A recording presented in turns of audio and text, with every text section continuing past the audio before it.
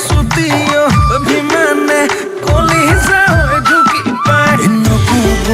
লিখোৱা কথাতেই জানৈ মৰমত ৰং লাগি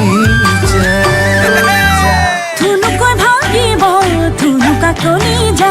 নকবিছে নাই তই ক্ষমতা কৰি যা মৰম অকণমান দিলেনো কিনো যায় কৰিলে অভিমান তত নাপাবি পুজলাই জানি থ